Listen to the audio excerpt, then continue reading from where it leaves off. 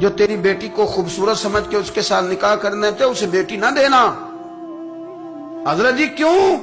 فرمایا حسن تو تھوڑے دن کے بعد ختم ہو جائے گا، پھر وہ اس کی قدر نہیں کرے گا، وہ تو کہیں اور منہ مارتا پھرے گا۔ حضرت ابوبکر شبلی رحمت اللہ تعالی علیہ کی بیٹی خوبصورت تھی، ایک نوجوان کہنے لگا میرا نکاح کر دیں۔ آپ فرمانے لگے پتر تو 1 مہینے کے بعد آنا، کر دوں گا، بڑی موٹی تازی خوبصورت صاحبزادی۔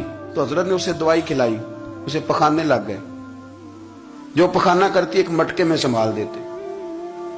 تھوڑا وقت گزرا تو وہ ہڈیوں کا پنجر بن گئی، مہینے بھر میں دست اتنے آئے کہ کمزور ہو گئی۔ تو ابوبکر شبلی 1 مہینے کے بعد نوجوان کو بلایا، فرمایا ادھر آ تیرا نکاح کروں۔ بچی دکھائی تو وہ کمزور بستر پہ پڑی، فرمایا شادی کر، کہنے لگا اس سے نہیں میں نے کرنی۔ فرمایا یہ وہی ہے؟ کہنے لگا جی نہیں۔ فرمایا تو کہتا تھا مجھے عشق ہے، کدھر گیا تیرا عشق؟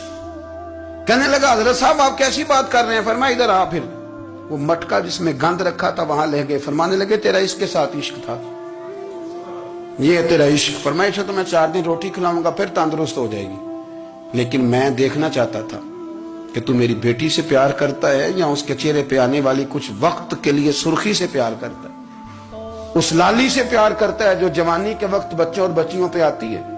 کس چیز کے دل دادا؟ یعنی کیا مطلب؟ نفس کی غلامی؟